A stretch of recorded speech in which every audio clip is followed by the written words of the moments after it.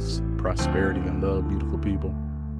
Welcome to Gracefully Imperfect, a podcast for the Black and African diaspora in material of socioeconomics, politics, religion, and so forth. The centrality of this podcast is immersive empathy, introspection, deep thought, soul-serving conversation and communication, all in the light of unlocking the keys to vulnerability and transformation. During our time together, we will engage in topics related to mental and spiritual health experiences, the intersectionality of mental health and creativity, identity and culture, and any and all things related to healing from trauma, gathering insights, cultivating a deep sense of knowing, and repairing soul wounds. In the essence of communal love and collective consciousness, let us open our minds, lighten our hearts, settle our spirit, access soul intelligence, and affirm the richness of our humanity. Peace, love, and blessings in abundance to all of you who are tuned in for another episode. It is I, Brother Kyle, and this is Gracefully Imperfect, where we unlock the keys to vulnerability and transformation, one conversation at a time. This is a space that is safe and courageous and open to you to be your most imperfect, vulnerable, emotional, and most empowering selves. Wherever you are, wherever time zone that you in, I truly encourage you to connect with the messaging, the information, the stories, the underlying meaning, draw parallels, draw inspiration, apply your own context to whatever is being shared, and really try to explore and create so much space within your identity and your thought processes and your consciousness and your cognition so that you can walk away from this more enlightened, more awakened, more conscious, and ready to take on whatever is in front of you. I would like to also extend that Gracefully Imperfect is on Substack. Yes, it's on Substack.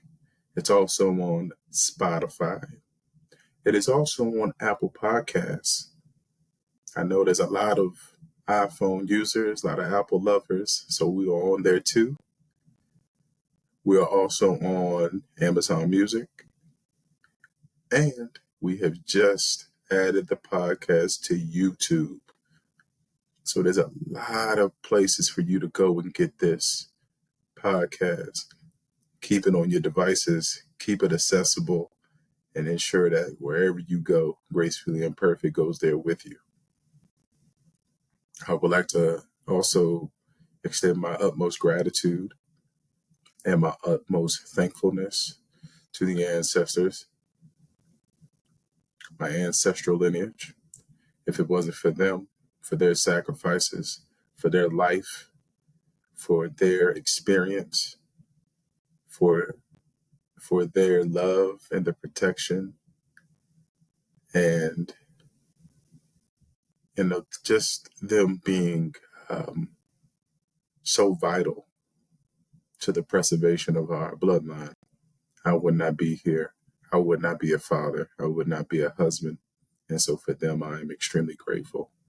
And I welcome them into this space to provide me clarity and clearness, and to enhance and amplify my thinking and crystallize my words and my ideas and my perspectives, and help me be able to package it in a very succinct packaging. Last time we were here, y'all, talking about love. And I'm not going to, I would be extremely remiss if I did not say that I did not want to continue that conversation. I really did. And we will. I'm extremely obsessed with the concept of love and how profound it is and how deep and intimate it is beyond what we thought love is and the way love should be expressed. And I can't wait to get back into talking about love. So stay tuned because it's going to be a series. And for those that did not get an opportunity to watch or listen talking about love part 1, I'm going to add that into the show notes. Over these past few days, I was able to have a very beautiful conversation with a brother out in Virginia who's a clinical social worker, a professor, husband, father, social entrepreneur, community social worker. I know he does a lot of community work too in the barbershops.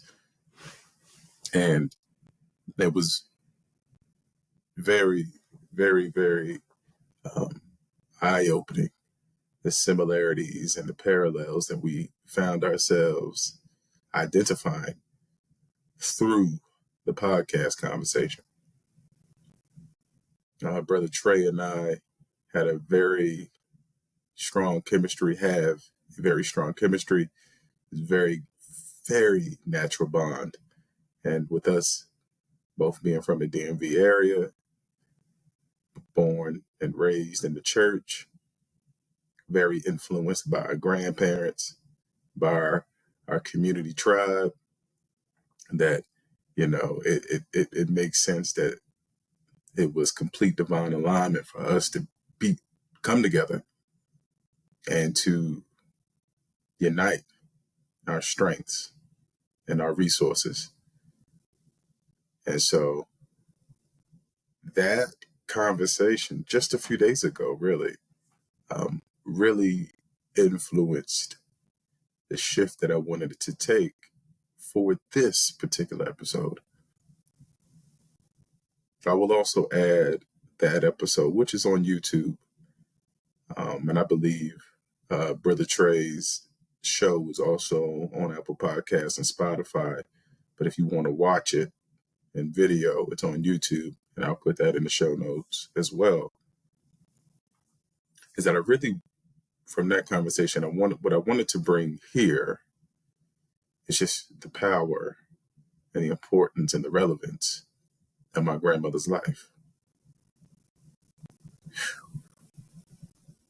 When I started Gracefully Imperfect, every 7th episode was dedicated to a Black woman who, in some shape or form, provided me education, heightened my awareness, informed me of a life lesson, instilled knowledge inside of me, increased and enhanced my knowledge base, and really nurtured my soul and my spirit. And I called that Black Woman University. So guess what? Yeah, we're bringing Black Woman University back. And today, Black Woman University will be centralized around my grandmother, Mary Elnita Toon. Now, I did talk about her on Brother Trey's podcast, but only in the context of becoming a social worker, a liberation social worker. What I want to do now is just really is reflect on the ways in which that her life, her experience, her circumstances, her character really influence not just the social worker, but the man, the Black man who is really spiritually aligned with the divine creator. I was also seeking ways to become even more spiritually balanced. So my grandmother was born during the time of the Great Depression in a small rural town called Whiteville, North Carolina, just 45 minutes from Wilmington. One of 18. She was the oldest. And during that time, father was sharecropping. This is post Emancipation Proclamation. This is after the Reconstruction. This is during Jim Crow. And this is during the Great Depression. My grandmother did not finish school beyond 5th grade. She had to be available and learn the ways of domestics so she can help with her mother and help with those 17 siblings of hers. So from a very early age, my grandmother learned the art and the skill of nurturing and care and service and empathy and compassion. And I know it wasn't easy, being 12, 11 years old, having to completely become another adult figure in the household. My grandmother never really spoke ill about that. It was always it was in accordance with the family dynamics, and it was in support of the family process of helping and serving the family's needs and interests.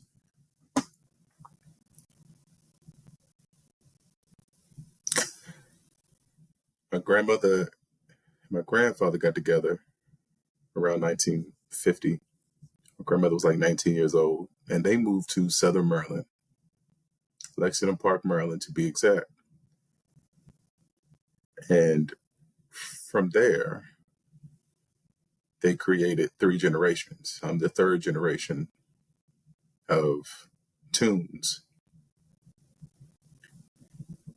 And it was, during their lives together, they really showed that they were a unified front.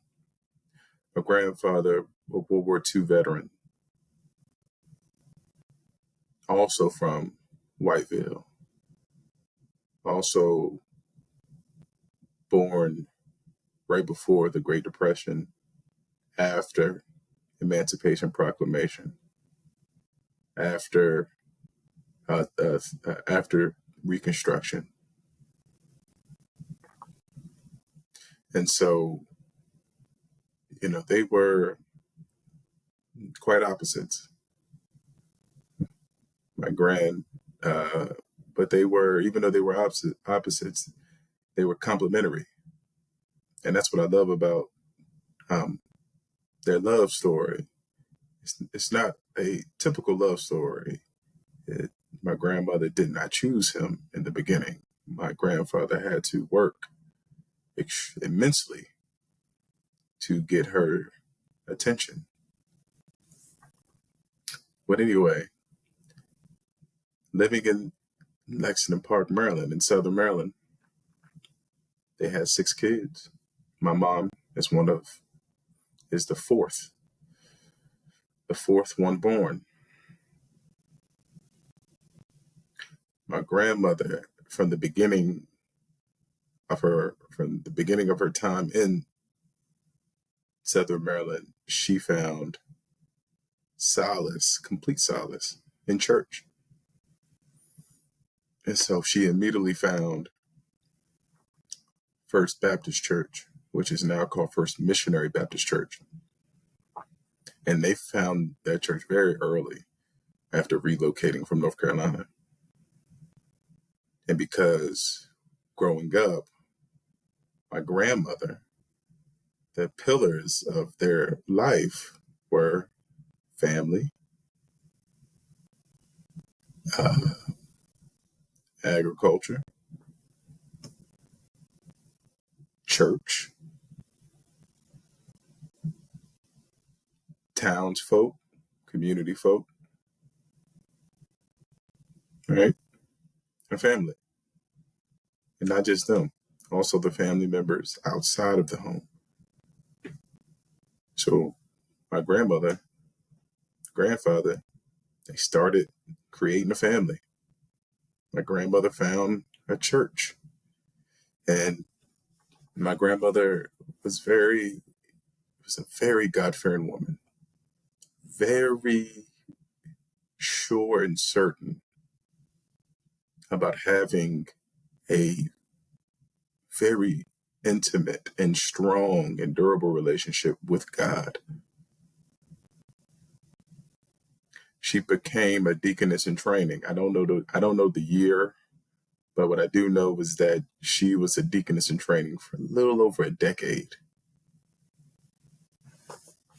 And they ain't really had no program of how to select a deaconess in training and train and educate them and then ordain them as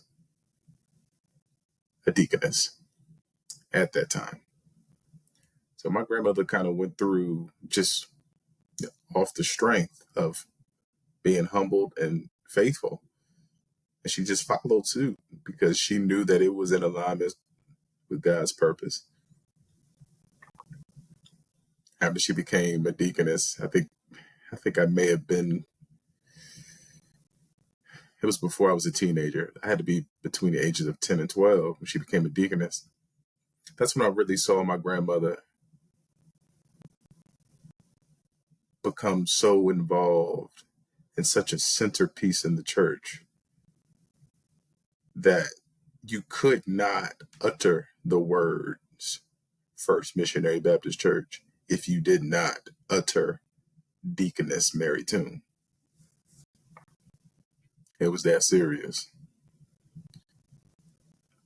She never wanted to receive any accolades or any accomplishments or any praise. She would hold prayer circles. She was one of those. She would go with the deaconess to visit people on the sick and shut-in list.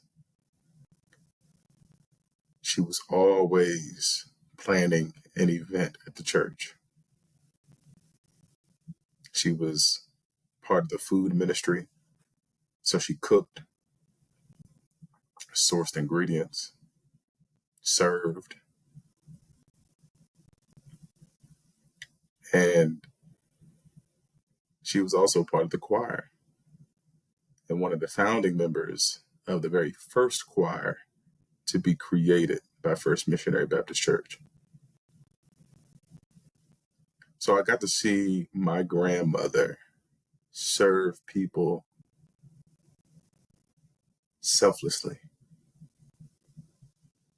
I got to see her use the power of faith to be able to show up and be authentic, genuine, sincere, and compassionate of people's circumstances and conditions. I watched my grandmother not judge somebody because of their particular circumstance and condition. I never, not one time, saw my grandmother act a certain kind of way in the community and then come home or get in the car and say something that's completely in opposition with what her behavior demonstrated.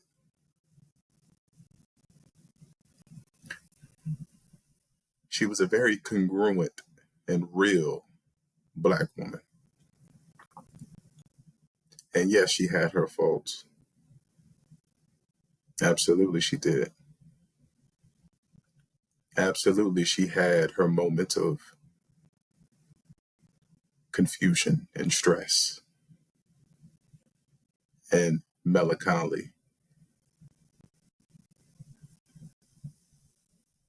Yes, temptation tempted her. All these things are very much real and are factors within human nature.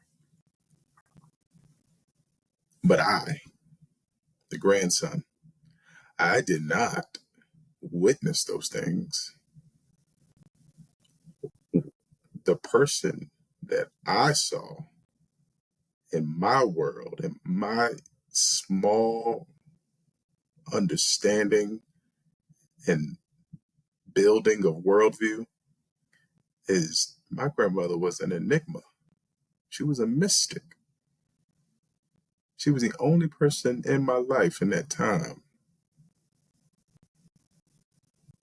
that showed complete, not only complete reverence to God and to religion, but also just complete surrender to the needs of people.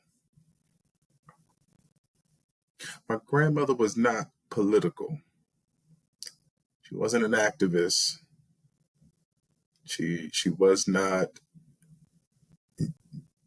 outwardly fighting for human rights, racial, social, environmental, etc.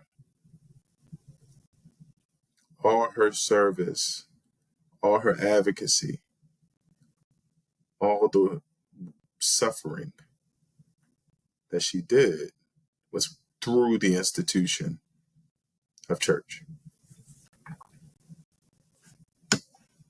And so I got to see firsthand of what it looks like to be community centered, what it means to be someone who is open and willing and honest to the process of transformation. I admired that about my grandmother, is that even with her moving from rural North Carolina to another rural town in Southern Maryland, that she never lost the spirit of being community centered.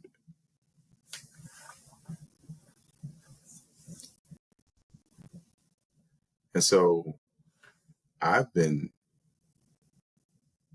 thinking a lot about my grandmother, Toon, and how she has informed my character and personality, my consciousness. And I too now, I have a hunger, an insatiable hunger to be more connected with the divine, to be more connected with my ancestral lineage, to learn the stories of my ancestral lineage and the lores of my ancestors. I have become more understanding of how faith is and always will be the common denominator in all situations. And not just faith in a higher power, faith in the spiritual dimension, but also faith in yourself, because that's where it starts first. You are the foundation to extending that faith to a higher power, to the spiritual dimension. And she has taught me a great deal of being able to harness that spiritual power and channel it and leverage it and utilize it in a way that keeps your consciousness in full alignment to divine will and to your divine destiny. And so I want to openly and explicitly say that I am extremely grateful for my grandmother and that her impact is indescribable. Words really don't do it. I've learned that some of the ways in which to get through life, stressors, sometimes only just requires a sway in a rock. My grandmother was notorious for being in her rocking chair, and she would just go left or right. And she will hold herself, and she will go left and right, and she will close her eyes. Yeah, and she will hum. I'm not going to hum because she could actually sing, and I don't want to hurt nobody's eardrums, but she would hum. She would just breathe. And when she opened her eyes, she was primed, postured, and in full enlightenment or whatever messaging, whatever clarity, whatever understanding she received. I used to watch my grandmother do that all the time. Times where I thought that she was asleep. And she would say, I'm just resting my eyes. And then there was times where, grandma didn't want to admit she was catching some Z's. There were also some times where she wasn't catching Z's and she was literally in a meditative stance. My grandmother taught me how to not only seek the love and the connection and the relationship with the higher power, but she also taught me how to connect to my inner essence, connect to the breath, connect to intuition, connect to the inner wisdom that permeates this energetic physical body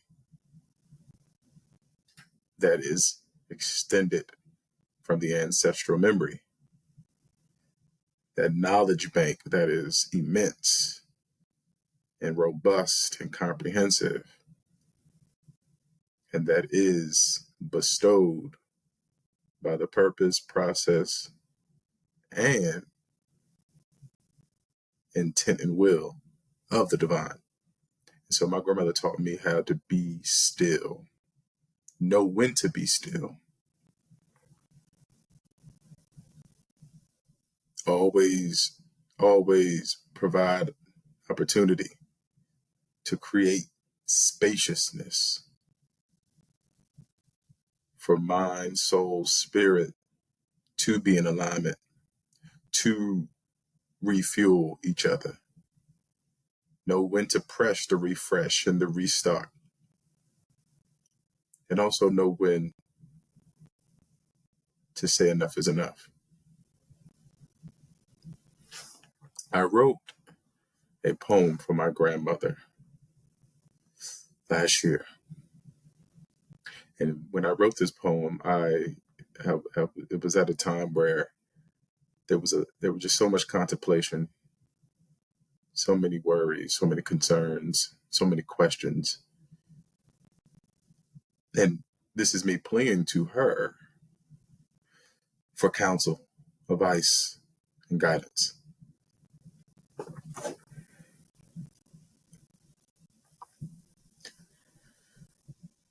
Queen Mother Granny, life has been exceedingly daunting, when wanting more collides with the growing pains generated from the heartbreak and essential stores the body absorbs. Disenfranchised by grieving alone, in front of the only windowsill in this cold, dark, depressing home. Oh, Granny, what time is it? Is my mere existence in alignment with and according to your prudence, purpose, and vision? When the clock stops ticking, time will tell and reveal the heavy, hearty truth.